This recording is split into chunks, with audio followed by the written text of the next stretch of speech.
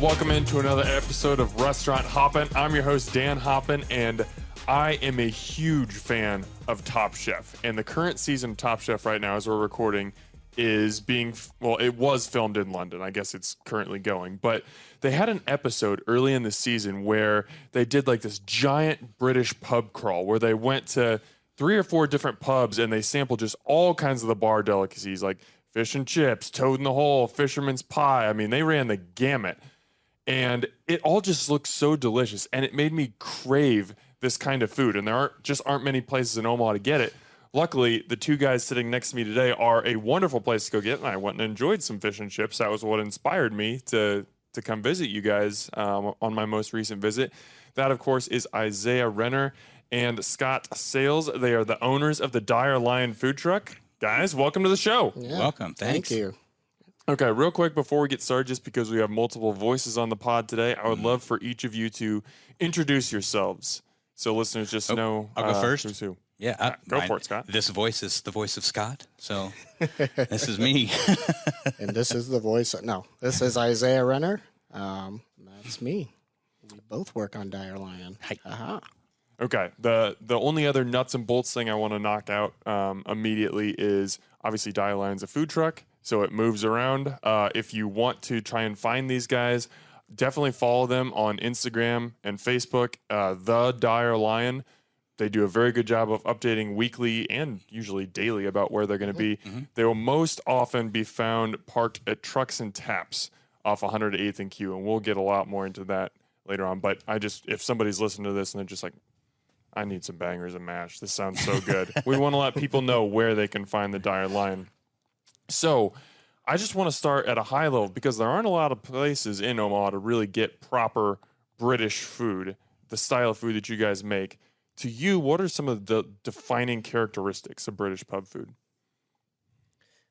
Well, I think it's for me. It's keeping it simple. I think that British food in and of itself is simple.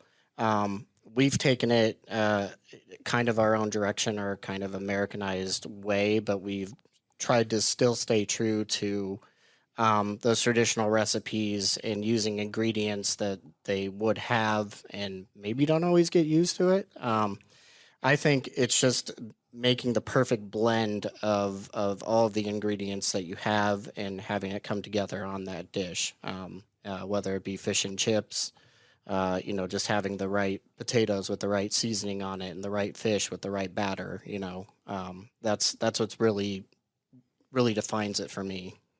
Mm-hmm. Yeah, pretty much the same. I think how I've lyrically stated it before is, the traditional British food with a little bit of American whimsy. So yeah, we try and keep it, traditional, like Isaiah said, simple, even down to like getting straight up ground sausage, and we season that ourselves for the Scotch eggs. So I mean, it's a lot of that scratch cooking because you either have to import it, and then you're going to pay for it, or you just replicate it here by hand. And I think that's probably a little truer cookier way to do it, I guess. Chef, your way to do it? Yeah. Cookier makes you sound like you're making cookies. I tend to be humble too, so little side hustle. Yeah, right. The more Dire Lion. Dire Lion cake pops. I definitely want to talk about that kind of melding of cuisines that you guys talked about, where it's not maybe the most traditional, but it's kind of your spin on it. I want to talk about that in a second. But first I want to get I want to get into exactly how you got into this style of food in the first place, because we were talking off the mics, like you guys have experience in operating They're all our businesses. Operating cafes, working in bakeries, fine dining, country club. Yeah, you guys could have gone way different. Yeah, you guys have run the gamut of weird of different cuisines and different experiences. What ultimately led you to British pub food? Well, so demographics, kind of. I mean, in a way. So I started it. What are we? 7 years now. 7 years ago. 2016 is when you opened. Yeah. With a friend of mine, and I had come out of working I was an executive chef at Nosh Wine Lounge, and that's where I actually know Scott worked with me down there, and numerous other places along the way. Yeah. And from there, I kind of moved out of there. I had a cafe for a while. It was kind of a breakfast and lunch sort of thing.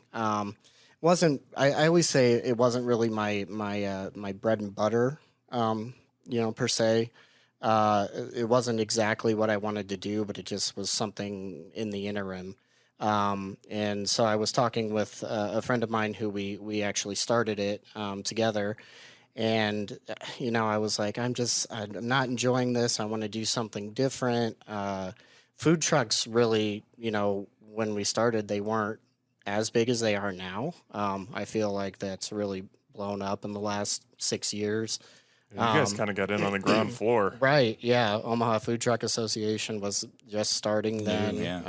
Yeah. A lot of new people coming out. So, but we were talking about like things that we liked, things that we enjoyed, and one of the things that we landed on was British pubs, like just like the feeling of a British pub, like that dark wood, heavy bar sort of feeling, and then that comforting food, and then the English style beers and stuff. And that's kind of a long goal. Like I'd love to have a brick and mortar pub of our own someday, but things are expensive, and starting a restaurant is crazy. And, well, the last 3 years, I don't think anybody could predict what yeah what went on. But then it was just easy to get into a food truck, and being that we're in Omaha, Nebraska, we really weren't sure if that sort of a concept was going to work, So I was like, well, if it's a food truck, we could make it something else. We could, totally rebrand and do something different. It would no harm, no foul.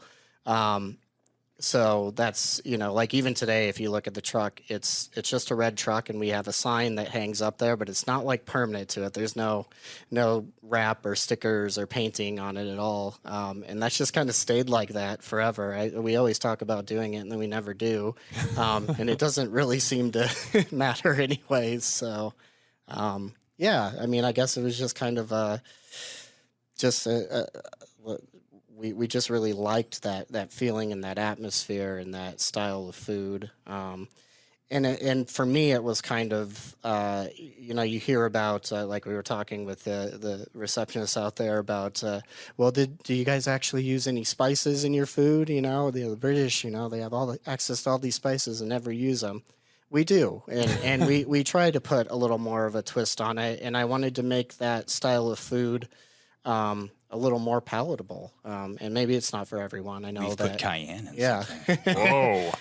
I know we get some people, who come by and they say, that seasoning, that crazy seasoning you put on there, leave it off. We just want the salt and vinegar. And I'm like, I get that. So we do that as well. But yeah, I'd say that's kind of that in a nutshell.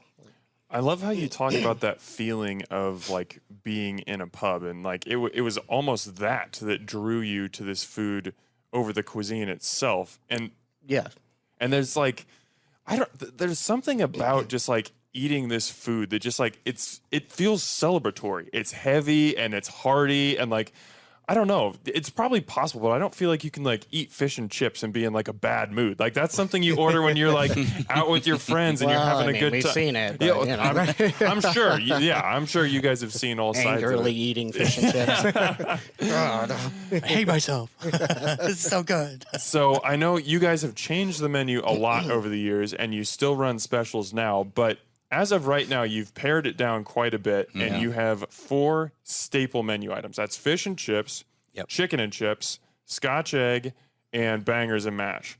What was it about those 4 menu items that made you say, we're going to be British food, we're going to show people what this means, these are the 4 dishes that we need to offer? The most recognizable, I think, as far as when people think British pub food. We've added coronation chicken. I think just came back on too, just with obviously King Charles. It was kind of a no-brainer of like, oh, I wasn't paying attention to the British royalty at the moment. So and it's summer and it's getting hot, so we made the decision to put that one back on. But yeah, it's pretty much just with the sales data.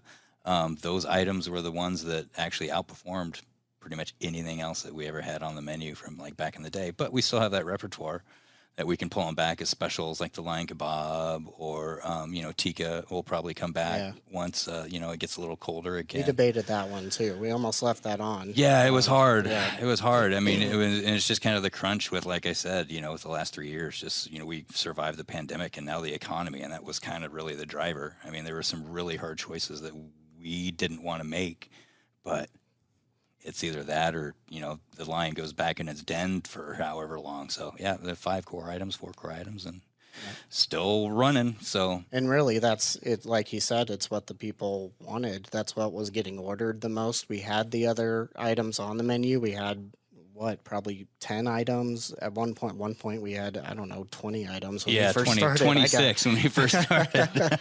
I got a little enthusiastic, but we pared down over time, and we'll be able to bring that stuff back. Oh yeah, and easy we have all the recipes, but for now we're just kind of playing the hits and hoping that everyone kind of sticks with us. And labor. So yeah, feel free to apply. Come on. Well, and it also makes sense on that truck. I mean, when you're in a food truck, you have limited space space for prep, for cooking, for just the storing of ingredients. So, yeah, you can potentially operate with 20 menu items, but I can't even imagine how much of a headache logistically it would be to figure out how to make all that work in one space. Yeah, it was a perfect storm at times, like when we did the downtown Thursdays and stuff like that. So normally, yeah, it's pretty stable, fish and chips consistently and stuff. But yeah, when you have too much and then you start going grill and fryer, and you only got one guy in the register and one guy cooking everything, it's kind of like, uh-oh. Yeah, that gets dicey in a hurry. And you never know when you're going to get hit, really. You don't, Because like today it was banger day again for an 80-degree day. It was really kind of... Really? Yeah. Yeah, everybody's like... 85 degrees and people just want mashed potatoes mashed and potatoes gravy. Garlic mashed potatoes and onion gravy, Fair enough. You just got to give the people what they want. Yeah, pretty much. I like making those, though, so... Scrolling back through you guys' Instagram to research for this was kind of torturous because it showed me how many different dishes you have done. And there were so many that looked really good. And there were some that I was aware of, like full English breakfast. Everyone knows. I've still never had that and really want to have that. The bacon buddy, basically you guys' take on a BLT, looked really good. And then there was something called the Grand Duke, which had egg, bacon, and potatoes on an eggy bread bun with Lyle's golden syrup. I didn't really even know what I was looking at it, but I wanted to shove my face into it. It looked so good. So, I mean, that's just another reason to follow you guys on social media, because some of those things, maybe not those specific dishes, but some of those things might make a reoccurrence, or maybe you'll be inspired by something different and come out with something new. So, and I mean, that's kind of why the pub is the long goal, because when we, if we do ever get into something that's brick and mortar, that stuff will be a lot easier to execute, but it was fun to prove the concept on them. And and that's a lot of the good things with the food truck is, we have a lot of guinea pigs to kind of experiment and stuff on, and sometimes they fail and sometimes they don't. I probably won't be doing fish tacos again anytime soon. Those didn't go over well. They were good. No, they were good. They did. But producing them on a truck quickly. We're a British truck. We're not a taco truck. I discovered that. So, but I mean, they were good. So I mean, that's viable. Like the Grand Duke and stuff. Like we've done some falafel shrimp. I think that's another special we've run. That was just kind of an experiment that people ended up liking and really ordering a lot of. So that stuff's I don't think we've had too many disastrous failures, really. No, I don't. Well, other than people just not buying stuff on like Oktoberfest and stuff when we kind of tiptoe into German cuisine a little bit, but well, that was the great part about that is everybody's like, where's the fish and chips? Well, it's Oktoberfest. Yeah. I make sauerbraten, and I'm sorry. No, we want the fish and chips. All right, next year, that's all you're getting. And then it's like, where are the brats this? Oh, you smarmy people. So going back to the beginning, as you're building out the concept for the truck, how did you come to the decision that, we want to do pub food, but not the most traditional? Like this is still a good representation. But like you said, we're gonna put a little bit of a twist on it. Yeah. Kind of looking at the recipes, an item that we used to have on was the pickle and cheddar or pickle and cheese sandwich is what they would call it. So it's traditionally it's Branston pickle chutney with a cheddar cheese or whatever type of cheese they want, and it goes on to just plain white stone cold bread. And that doesn't sound that great. No, it doesn't. But we all just made faces when you described. the simple thing that fixes that is you butter the bread, you grill it, you do it like a grilled cheese, and it's delicious. So I realized that like we can just take the traditional recipe and we can just tweak it a little bit. You know, just add just a pinch of salt, just some curry and some mace or whatever we're doing, and that just elevates that item to something that's delicious and enjoyable to eat. Mm-hmm. Or it just changes the facet a little bit, because I know we were even talking with one of our commissary mates too about the tartar sauce or the raw sauce that we have. It's not the traditional lemon and pickle. It's it's onion and rocket and malt vinegar and mayo. So kind of the same ingredients, same colors, just different, Tweaked a little bit. Yeah, just tweaked a little bit. And that's more of like, well, if you're not going to get just malt vinegar, I'll make you eat malt vinegar. So I don't like that. Oh, really? Yeah. Here, try it in mayonnaise. Yeah. Oh, it's great. So how do you find that line where you're putting your tweak on it and you think, okay, we're making this dish better, or maybe not even better, but something that's going to sell better, something that suits America's palate better, versus still paying homage to the dish and representing it well? Like, how do you toe that line? I mean, I don't think we hit it 100% of the time. I mean, at a certain point when you're writing a menu, you are writing it for you as well. I think it was personal to me. Like I wasn't going to make something traditional just for the sake of it being traditional. I wanted to enjoy it myself. If I don't enjoy it myself, why am I doing it? Right. Mm-hmm. And like I said, we do still have, people who come up and they say, the curry seasoning that you put on your chips, can you leave that off? We're fine with that. Oh, but, man, they're missing out. But it's, I love it. That garlic curry is delicious. Do. Yeah, it's fantastic. That's how you know you've been to Dire Lion. Yeah. Because your fingers are fingers. tawny color. Are there any other, I mean, you guys have done a great job just in the last couple minutes, but are there any other examples that like pop to the front of your mind where it was just like, let's just twist this dish just a little bit and it just absolutely popped? It maybe not, it was a big seller or what, maybe it could be a big seller, but it was something that you were really proud of. Yeah. I think one that was just a simple twist on it was the bangers and mash. And I know you've had that.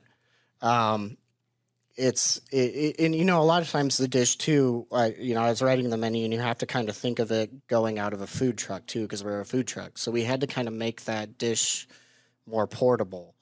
And so, put it onto a toasted hoagie, right? Because mashed potatoes always go on bread. Right. Yeah, you always just put carbs. Have your on carbs with your carbs. Mm-hmm. Yeah.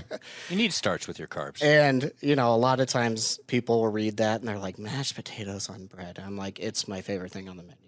Hands down. It's a hot beef sandwich. Like who in Nebraska hasn't heard of a hot beef sandwich? Well, yeah, that's in, Micah. So my brother works on the truck too with us sometimes. And he actually described it last week like that. I was like, in all these years, I had not even thought about that. He's like, it's like an open face hot beef sandwich. Oh, yeah. It is a little bit. Yeah.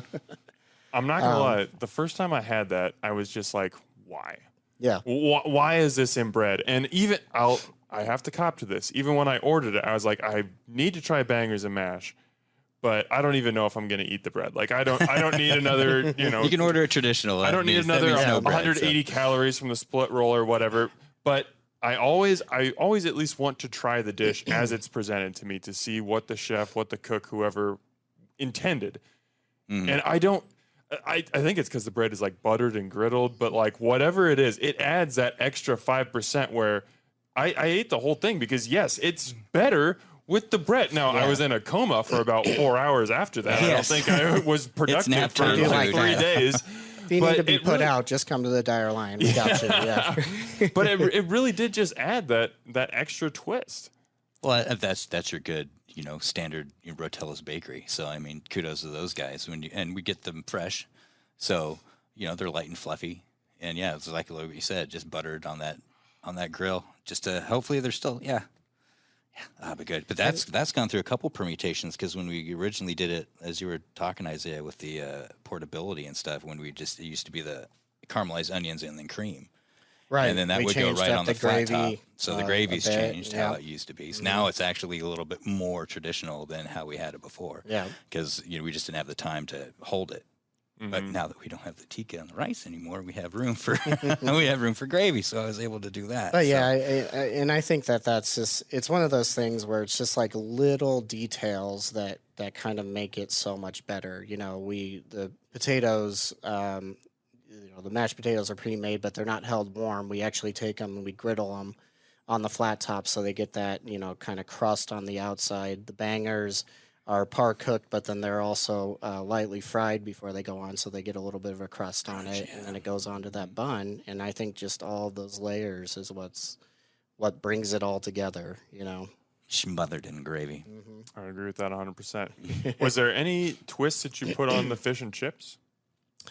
Only the seasoning, the seasoning on the chips, I think, is really the only thing that we kind of messed with there. I think a lot of people with their fish and chips, the batter, they get a little crazy with it. Ours, it's no secret, just beer and flour. 2 things, yeah. That's it.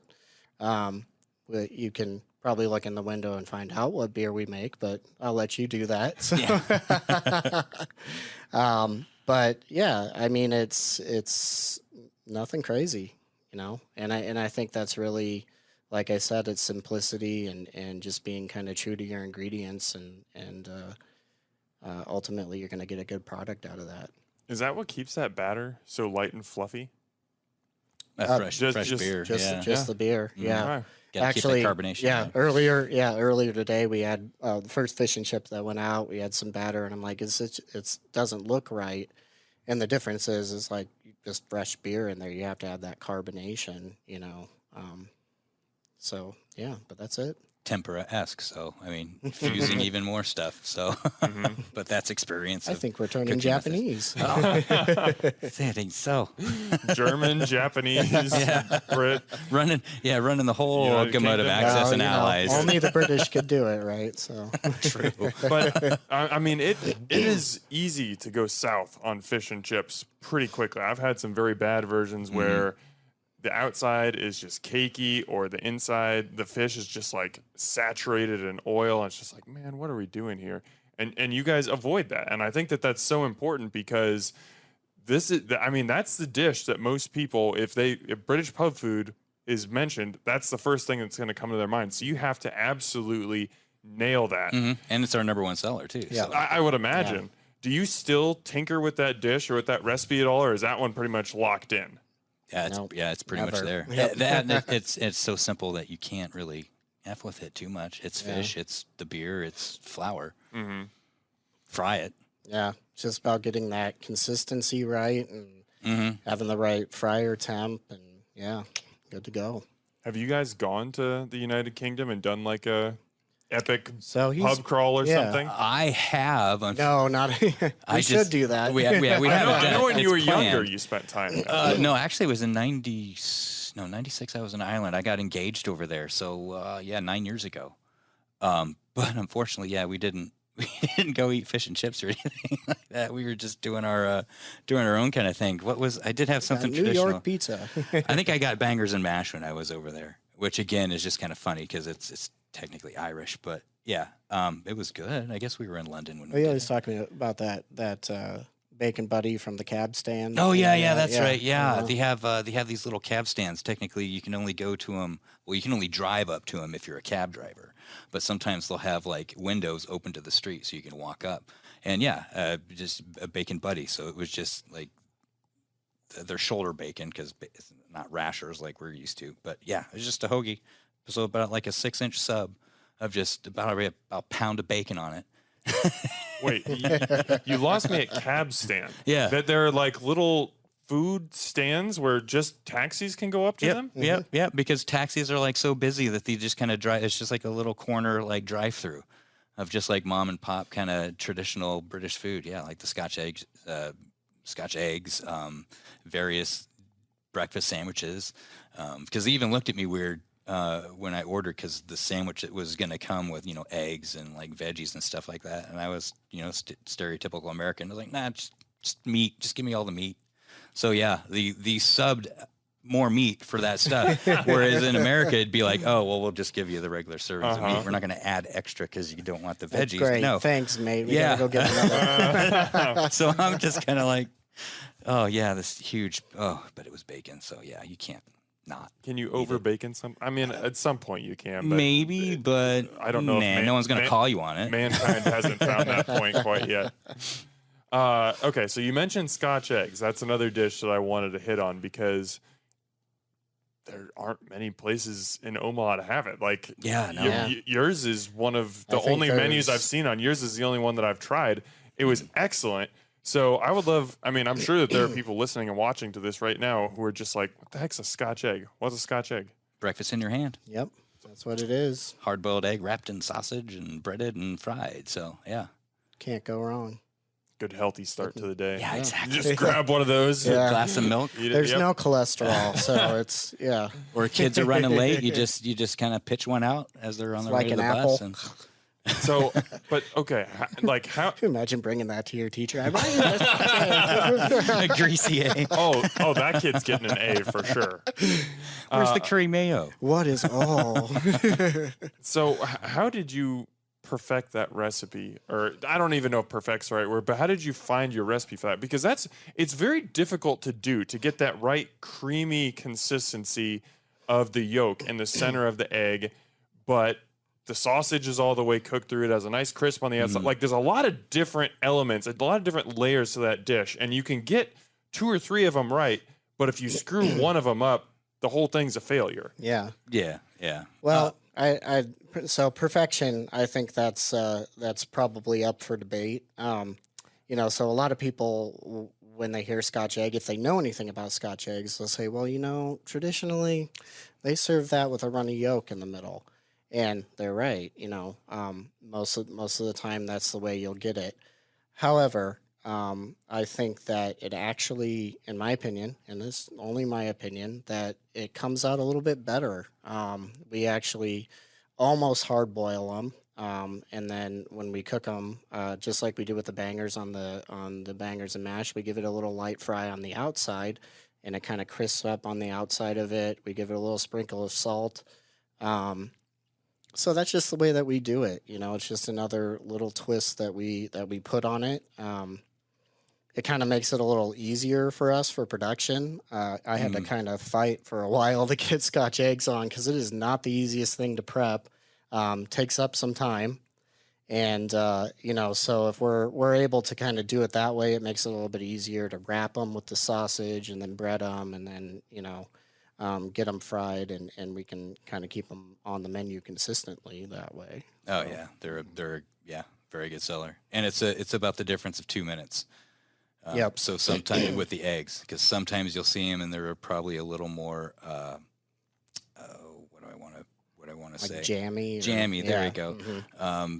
That's if we get the eggs right about 8-9 minutes. We pull them out and hit them in an ice bath. But you're in a kitchen, you're producing stuff, so sometimes it's like it's 10 minutes. We don't forget anything. Never to the stage where you got that little perfect. green stuff. We try and at least get it a perfect hard boiled, so they'll survive that fry. Once we slice them open, it's just more of a what we've been saying. It's the difference of having a kitchen to produce in, because they're traditionally baked. So you have a lot more time. Really? I did not know that. And that heat's not going to really penetrate that egg as much. Yeah. Where we have a fryer, and anyone wants to come on in July and turn that oven on and sit back there. I tell you, with it off, it's 1:30. And I'll tell you, I've had a lot of Scotch eggs that are like that, where they're runny in the middle. And a lot of times what I've ran into is that sausage right next to the egg, it just does not get done. And I think because you're focusing so much on having that runny center in your egg yolk that you're just not cooking all the way through. And I don't know. I'm all right with some rare stuff, but raw pork is a little, Yeah, that's a little on the iffy side. And I think it plays, you talked about portability too. I think that plays into the portability. Like if you're eating something off a food truck, you don't necessarily want runny yolk. Like that's going to make things a lot more difficult. So it's just easier to eat. Now the fourth menu item, this is one, and you guys can totally correct me if I'm wrong, but in my research and just from what I know of British pub food, chicken and chips is not something that is traditional. Like that's not something you're going to go over to the United Kingdom and find. So where did this idea come from, and why were you like, yep, this has got to be on the menu? Kids. Yeah, it was tactical. Like today at lunch we had, what was it? Oh, geez, four and two. One family, and it was four chicken and chips just for all the kids, and then everybody else got fish and chips. It's like sometimes you just have to make those edits on your menu and just kind of bite your pride. It's a business or whatever, decision, pretty much. Yeah. I mean, that's one of the biggest. But it's still lessons I great learned. chicken, so we weren't going to make it bad. Just put chicken tenders or whatever. Yeah, to be clear, this is not a throwaway dish where it's just like, we got to have chicken on there. Let's chicken tenders, we butterfly. This is still a very good chicken dish. I personally would not ever get it over bangers and mash or fish and chips, but some people love it. Kids love it, and that's awesome. Mm-hmm. Yeah, totally business decision. But I mean, that's just the name of the game where, art will get you so far, but it is about making money. Yeah, you kind of have to know where you are, I guess. Serve your clientele. So, yeah. I love how much of this conversation we've been able to talk about, like, not just making food, but the business part of, making decisions, whether that's paring the menu down, whether that's, hey, maybe we're tweaking some of the recipes, not only to our taste, but to the taste of the people that we're going to be serving. Mm-hmm. Yeah, fried chicken is not something that's traditionally, British food, but we know that it's going to be good for our business because there are going to be kids, there are going to be people who aren't familiar with this. Well, a good take on that, talking about traditional stuff, mushy peas. I would love to try mushy peas. We can't give them away. Nope. You can give them away to me. But I understand why they're not on the menu. They don't sound good. Right. No, the American palate maybe is okay, I'm making a generalization, but for the most part, like even when we did pop-ups, it's like, it's so frustrating. Well, because they're so good. Yeah. But, when we did the pop-up, we said, okay, well, let's put it on there. Let's see if it works in kind of a restaurant setting. And it just all ended up in the bin. Nobody, still left the on the one plate. British person that came in. They were the only one that got it, and you were like, "Oh, this and is did they so like great!" it? Yeah. And they're like, "Let's get some delis and send this home with you." Come back tomorrow, please. I've got 5 quarts of this. That's just all naming and marketing. Yeah. If it were called like creamed greens or something, people would be like, "Sure, let's do it." Yeah. Yeah, could be. Maybe I'm totally wrong. I don't know. Just having the word mushy. In the Yeah, title is yeah. that's like a Good point. non-starter for a lot of people. I do want to try them at some point. We could make them like falafel, I guess, and just like fry them. That might work. There you go. There's an idea. Yeah, just transform them a little bit. Mm. Okay, you guys. I want to go back to the beginning, and you guys mentioned where you met, but I want to know how you met. What was it that drew you to each other? Not to make it sound like romantic or anything, but like overworked. He approached me, so if you want to kick it off, Scott, you can. Yeah, I mean, I guess it was just more of I had moved downtown, and just looking for a place to work, and I happened to move into the condos there at 11th and Capitol, which of course Nosh is just right on the ground floor, so. Yeah, that's kind of walked in and put it in. Actually, my wife put in an application. I think you met her first, wasn't it? So, yeah. Because I was working at good old Hy-Vee.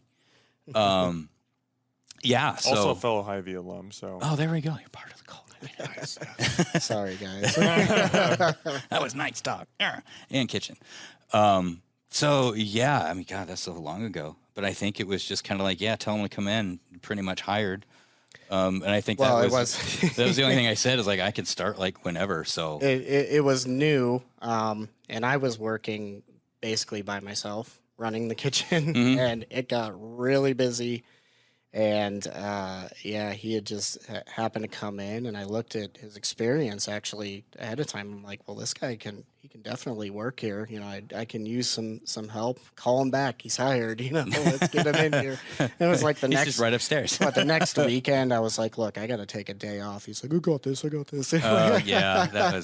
That was probably not the best decision. No, but hey, made it through. Yeah, you we got your did day it. off. We're here. You had Yeah. what, six weeks without whatever that. Well, it was just atrocious. So yeah.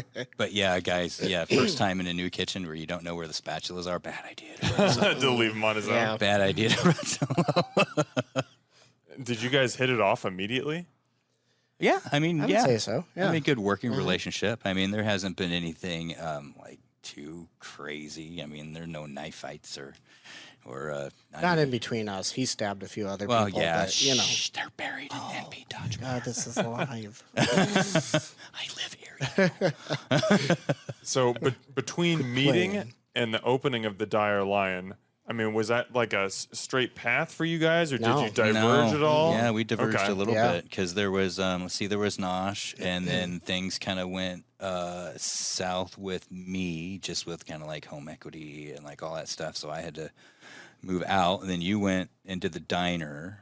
And I think my schedule kind of switched over to I did some stuff in between, and then I was doing what was I doing? I was doing the diner while I was still there. Then I left there, and continued to do that, and did some other stuff because, like I said, I just I didn't really enjoy that, but I did it kind of in between. And that was something that came to me through like my food rep or something like that. And that was something I think you just had texted me for something because I was doing the Mr. Mom thing after I got married, and we had went out for a beer, and I just mentioned that I'm bored. Yeah, I need something to do, but I need like Mr. Mom hours because I got to pick the kid up. Because you did prep work at the cafe. At the cafe and the diner. And then the Dire started, and it was like, well, I can do prep work for Dire too, and then you guys can go out. And then it was just like, yeah, I kind of like Dire Lion food truck. It's kind of cool. I can't do the Mr. Mom because I'm turning into my mom and getting angry when kids are touching the screen doors after I clean them, and it's like, no, I got to go back to work. So wait, I don't want to gloss over this fact real quick. Did you say that you owned a diner while you were still working at Nosh? Yeah, it was. How? Well, I mean, I had a manager, and my mother actually ran it with me for that period of time, but that didn't work. I was gonna say that sounds unbelievably intense. That did not work. Yeah. But it was. So I don't know if you're familiar with like it used to be the Alorica building. It's on like 72nd and it's gone now. Yeah, they leveled it and they're putting up a new building now. See you later. I hated that place. Good riddance. But we were in the middle of the building, and so we were almost kind of like a commissary to the employees that were in there. People who knew about it, or if they like followed our Facebook or whatever, could come in from the public, but we couldn't like really advertise outside of that. But yeah, it was kind of the same thing every day. You kind of knew what you were getting for breakfast, knew what you were getting for lunch, and we were done by 2:00. We'd open up at 6 and 6 to 2, I think. And yeah. So then I started the Dire Lion in there, in the same building. So as you know, you need a commissary kitchen for a food truck, so I was kind of burning the candle at both ends there as well. Well, you mentioned earlier that you had a little bit of hesitancy about the concept because you're just like, is Omaha going to like this? Oh, we're in the middle of the U.S. I mean, we're not near any oceans or anything. Right. So what was it that gave you the confidence to get over that line and say, I don't know that this is going to work, but I'm confident enough? I'm full of myself. I don't know. I'm an idiot. Secure in the knowledge that the Dundee Dell can't move. I wouldn't say you're an idiot. You've been open for 7 years now and still going strong. So I would say it was a pretty solid concept. Yeah. I guess what I mean is if you decide to do something, you have to go with it. You've got to stand behind it. And I think that a lot of people would look at the data there and go, that's probably not a great idea, But I looked at it and went, well, I think I could probably make it work. I don't know. We'll see, And we, like I said, we had that sort of fallback of like, well, it's a food truck. We can always change if it doesn't work, We could try it out for a couple months or a summer and see how it goes. But to my surprise, everybody, is still sticking with it. We have a lot of people they just come consistently. Still, you make delicious food. Well, it's that, and come. I think it was just like history, because I think what the old Dundee Dell, I think, had closed sometime after, I think, Dire the old started. one. I think the one in the new one just opened. Dundee the pandemic got there, rid of a lot of competition too, but we had already been thriving by that point anyway. But yeah. So you mentioned that aesthetic is a big part of this cuisine. There's like that feeling of being in a pub. You mentioned like the wood and everything. Obviously, with a food truck, you can't totally control the environment because you're constantly moving. You're in someone else's space a lot of the time. So how do you try, with the space that you have and the things that you can control, how do you kind of try and recreate that pub environment? Well, I mean, I don't think that we necessarily do. I think what we realized along the way is that the Dire Lion food truck is more of what they would call a chippy. So it's more fast service, more, you just kind of walk in, you walk down the street with your newspaper wrapped fish and chips and, be on with your business. But, we try to kind of incorporate that in. We do have the newspaper wraps and stuff that we put in all the trays. It's a nice touch. And, sometimes everybody curses my name when they're sitting there folding 1,000 of them, It's so tedious. Why are we doing this? Well, it's part of it, Either that or go in and make 24 Scotch eggs. I'll fold some free. And then we're just generally mean to our customers and stuff. Yeah. So, Yeah. A little cheeky. Yeah. Cheeky. That's the word. Cheeky makes it sound like so much better. It's like it's cute and not mean. And what do you want? Exactly. Not going full Ed DeBevic or anything, right? Yeah. What do you guys remember about your first service? First service. First time being open. So we were parked outside of Levers. We actually kind of started there. And actually, I think if you look up like on Yelp or something right now, it still has a Levers as like our address or something on there. You can't change it. I don't know how. Really? Yeah. But I remember doing it and people showing up for it, and then thinking that I needed to kind of go back to the drawing board a little bit with like the core items were good. The fish and chips, like I said, I don't think it really even changed. I don't think it from day one. I don't think it's changed, which is crazy. But it was stressful. It was like, I put too much stuff on. Why am I trying to do this? Where is all this stuff? It was a new truck. I didn't know where everything was. Nothing had a home yet. But also, we got done with it, and it was like we did it, and people wanted to come out. They wanted to be there, and ultimately we did get good reviews. It was my own like personal like inward, like, oh, I could have done that better. I should have done this. We should have done that. But I think it was well received the first time out of the gate. That's for sure. So. Scott, at what point did you join up? Oh, 3 years in, I think. So I'm about halfway. I can't even remember my first service, really.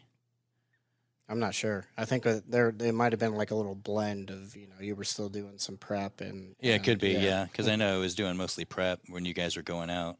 It's probably me. Like, I triple booked us. I have no idea. But I don't know. That's just something that just kind of blurs over time as well. Right. I mean, when you get old service salts like me, I've been doing it for 30 years. So I can remember good ones and bad ones. I mean, there's definitely stories. So Okay, give me a couple memorable, like whether it's good, whether it's bad, just a couple services that just stand out for one reason or another. Oh, the fun ones were always, the Benson days, like those are The always food truck just, rodeo yeah, when we did those are that. just crazy, Yeah. crazy busy, crazy fun. I don't know what happened to that. What still Um, happened? You know anything about that? I haven't Huh. I haven't seen anything. They Yeah. have like a Benson First Friday now, but I don't know if that's a food truck No, event yeah, necessarily. this That's is more when of they like had like a the big food truck rodeo. And, yeah. yeah, those are always fun. We'll blame COVID. There was That some, ruined everything. yeah. It's probably COVID. that's probably the reason, actually. But yeah, then just some nothing. I guess nothing really like too horrendous. Oktoberfest every year. That's always a Yeah, blast. those are fun. Yeah. That's just usually fun because we get goofy and we start, where's your papers, please? We start doing our German accents and just the trailer starts bouncing because we're polkaing inside. Towards the end of the year, Yeah, we get a little loopy. You might give us free beer. Maybe. 1 or 2. 3. But yeah, it usually revolves around bugs. I know there was a wedding that we catered, and we ended up going up there, and it's like the trailer slowly sinking because the ground was kind of wet, and it was, and then all these little midges and like natty bugs, and I remember that one, and it was way out. And in people were BFE just and, taking their time ordering, and it's just like it's getting dark. We went up and down these like gravel hills, and so I was like, "What are we doing?" It's like, I just hope we're not parked in like but the horse like patties. I was like, somebody wants us for their wedding. That's cool, But I don't know. Hindsight. Yeah. Now you know. Yeah, Well, exactly. I think it's fascinating that you guys did a wedding because, I mean, you scroll back through your Instagram and you've been all over the place. You've been food truck rallies, food truck wars. You've been at a art bar in Hastings. Like you did the downtown food truck Fridays. Like you mentioned, you've done I mean, you're all over the place. This is kind of more just an overarching question, but as food truck owners, and it's a lot easier now with trucks and taps. We'll get into that. But how do you decide this is where we're going to post up this week, or even this is where we're going to post up today? That's a good question. I think some of it, especially if you're just getting started, some of it is just kind of throwing stuff at a wall and see what sticks. Yeah. I mean, really, and once you kind of lock into a good location or a good event, I think we were lucky that we kind of got some corporate lunches, like at Kiewit and so on and so forth. Well, the company itself has, they'll hire different trucks, different days of the week. I think that's what it became over time. Like a lot of that stuff that we did, it didn't mean they were necessarily great events. But yeah, very hit and miss. The first couple of years, I thought it was important just to kind of take everything and get out there and just bring the truck to different areas. I didn't want to just sit in one place and then, just the people around there knew about it. I wanted everyone to know about it. So that's kind of what we did at first. Now we're a little more picky and choosy, and obviously we're at Trucks and Taps, and that helps us immensely because it is difficult to do all of that traveling and all of the it's hard on the trailer, and the trailer, let alone us. But yeah, it's hard on the trailer too. Yeah. For those who aren't aware, Trucks and Taps is a former Sonic drive-in, like I said, off 108th and Q, and it's so stinking cool. Like I've never seen anything like this. Like the restaurant itself has been turned into a bar, and then food trucks just like post up around the outside, and people can come sit in on the patio, and you can go order from multiple food trucks. If you come with a bunch of friends, everybody can get exactly what they want. It's just such a cool area. And I should mention Isaiah is a co-owner of that too. You guys just hustle. It's amazing. But what did moving into that space like open up for the Dire Lion? Well, just more consistency, I think. It makes it so much easier. A lot of those events, like probably some of the stories he can think of, is like we traveled all the way to Hastings or wherever, and we get there and we go, oh yeah, the Boy Scouts actually. We don't have a whisk. We don't have, the bowl to mix fries in. What are we gonna do? The fish batter fell out of the fridge. Yes, getting there and you've got cornmeal batter all over the floor. 8 quarts of it. Oh God. Yeah, just so much can happen and so much can be forgotten. And so that really, it makes it so much more convenient for us to just be like, hey, we forgot to put this on the truck. Oh, it's right inside. right there. Go grab it, but also I think it kind of gives us a base, just to say, hey, this is where we're at, and it allows us to work on some more specials, although, we're not doing so much of that right now just for reasons we talked about before. But it really does open up a lot of opportunity and gives people a comfortable place to sit and enjoy a drink, be outdoors still. Now that green space is open, which is awesome. Bring your dogs, let your kids run around. I think I'm gonna try and rent that space out for our church this summer. We're gonna have a big bash out there, so I'm really excited for that. I just talked to Kevin about it yesterday. So. Yeah, it'll fit bounce castles and all sorts of stuff in there. So all right, love it. So the last time that I had you on, Isaiah, was a solely dedicated to trucks and taps episode, and I was very curious because I was, it made me think, like, when you're parked with other trucks. That's just natural competition. Whereas if you're just parked somewhere on your own versus parked by 3 other trucks, my thinking was, well, that hurts your individual truck's business because now people have options. You guys kind of opened my eyes to it, and the more I thought about this, it was genius. Like, why do we have food truck rallies? Why do we have, downtown food truck Friday? It's because a gathering of food trucks brings people in. If you just see one on the side of the road, you might stop. But if you see 4 or 5, it's like, whoa, something's going on here. Right. So trucks and taps is just like this, I don't know if I should say constant event, but it's much more visually appealing, and people are just more likely to be like, there's 4 food trucks there. Why? What's happening? I think that's just such an interesting... It was kind of counterintuitive at first, but the more I thought about it, it's just like, wow, yeah, it's the rising tide lifts all boats. Yeah, and that's absolutely true. And we don't always have 4 trucks there, but when we do, it is consistently busier. Like you can always tell what kind of day you're going to have just based on the schedule of trucks that are going to be there. When all of us that work out of there are open, we know it's just going to be bananas. It's just going to be crazy, and get ready for it. And I think that's great. That's what I love about it. I love being able to work next to the people and see what they're doing and have them see what we're doing and bounce ideas off of them. Yeah. It gets a good creative vibe going on. Make Detroit-style pizza with Scotch eggs on it. Right. Was that good? Yeah, actually it was. I had the bangers. It's and really mash one. rich. They did it without really me. rich. Yeah, I was going to say that sounds a little heavy, but also delicious.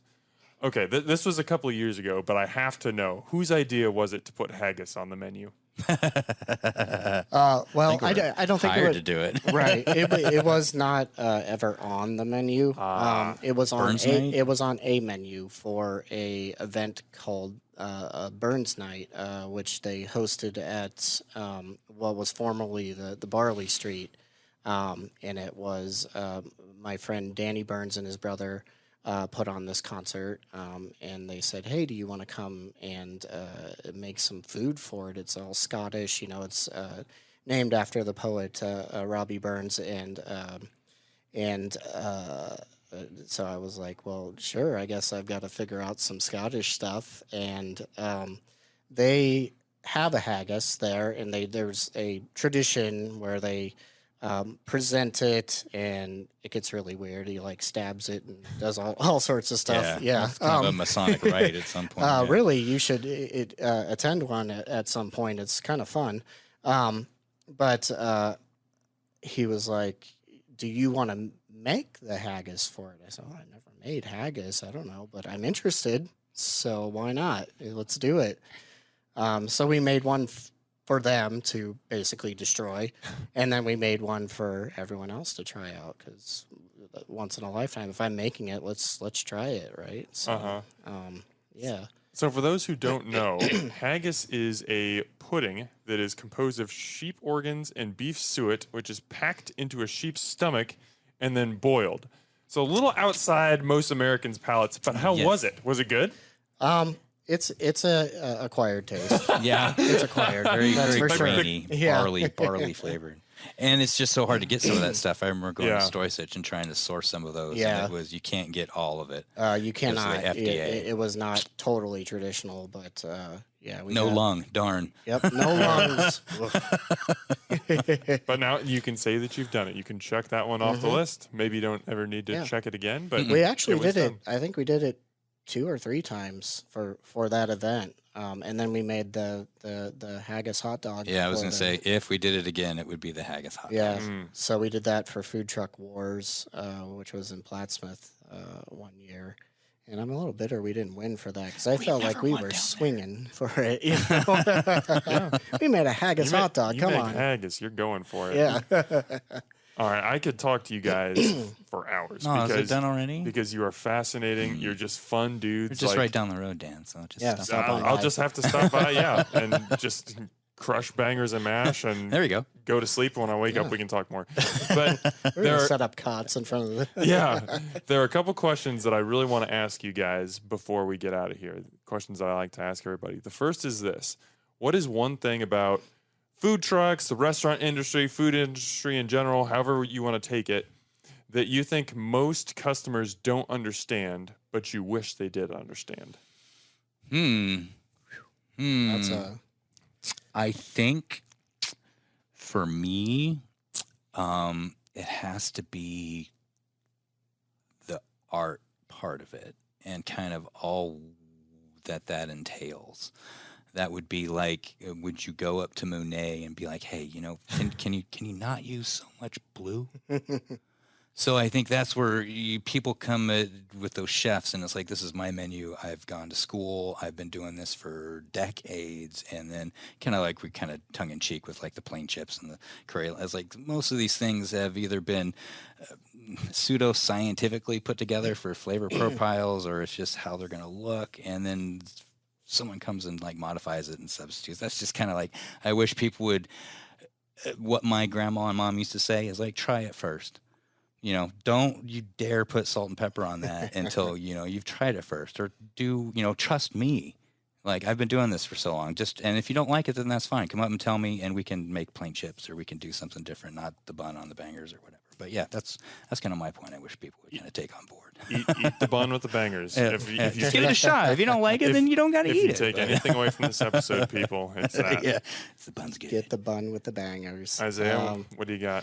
Yeah, for me, and I don't know if I kind of always look at things from almost a business standpoint anymore, just because we've been doing it so long, but especially for us, not only in like just the restaurant industry, but a lot of the restaurant industry is small businesses. It's people who are, making those decisions, writing those menus, and putting their all and a lot of hard work into it. And the last thing that we want to do ever is to disappoint someone. We don't want to disappoint someone. We don't want to overwork our staff. We don't want to underpay anyone. We don't want to do any of that. And I think that's a misconception that people have. They think that you run a small business and they watch a food truck with 100 people in line or whatever. Well, they're just banking, they're, look at them go. Yeah. Me and my Porsche. We're grinding and we're putting our all into it. And we really do care that people are getting the experience that they want every time we go out. So those are fantastic answers. But I want to get you guys out of here on a positive note, and that is, what is your favorite part of being a part of the food industry? Is there such a thing? No, I guess the least bad part. Maybe not the food industry as a whole. Okay. I know with the Dire Lion, I guess just kind of going into that chef owner operator space, I think that's been liberating. It's got its own pressure. It's definitely you're more driven to do stuff, but it's you. And it's the business that's doing it. And I think kind of my little mantra that I was saying, and kind of why I got out of the corporate scene and country clubs and like all that stuff, is because I just got so tired of people telling me how to do the right thing the wrong way. Yeah. And it's like, I have all this experience. I know this is going to go. And then someone's like, no, that's not how you do this. That's not how you do that. And it's like, well, give it a shot. Like, let's see. And we've been able to do that. These are crazy ideas. And I was like, oh, what do you know? We're making money. And so if I could have done this for, 3 or 4 other owner operators down the line, but no, they didn't want to follow the rules. So yeah, that's just kind of, I don't know. That's what I like about it. It's just because it's me there, not a name, not a corporation or whatever. So I think for me, it's just that people are allowing us to have a chance with doing something like British pub food in the Midwest, and it can become successful, and so you can kind of throw wild things out there, and they can work, and there's going to be someone for everything, I guess, in a way. And that's almost love and hate for me in a way. It's sometimes I look at some things people are doing, I'm like, why? But it's for someone, someone loves that, and I think that's great, Mm-hmm. Well, there are a lot of people that love the Dire Lion, and that's why you guys have been open for 7 years. I mean, that's some serious it's awesome. Staying power for a restaurant, for a food truck, for any kind of, I was going to say food business, but just business in general. 7 years is impressive and still going strong. But there's a reason for it. And listeners, watchers, whoever you are, like, if you want to experience British pub food, this is the place to do it. The fish and chips, fantastic. Bangers and mash, fantastic. Producers are invited too. You don't just have to sit in the booth. Producers as well, yes. 2 thumbs up. I mean, yeah, it's just a great spot. And I would definitely encourage people, like, yes, you can get this food to go, but come to Trucks and Taps, get it on the patio, and just sit there and enjoy it. When it's fresh out of the fryer, that's when it's going to be the absolute best, especially as we get into summer here and you got a nice shaded patio with fans and stuff out there. It's going to be a good time. Yeah, bands and events and all sorts of stuff. So music bingo, trivia, all kinds of fun stuff happening out there. So Isaiah and Scott, thank you so much for joining me on the show. I really appreciate your time and you walking me through a cuisine that we've never explored on the podcast before. This is fun. All right, and Omaha, as always, thanks for eating with us.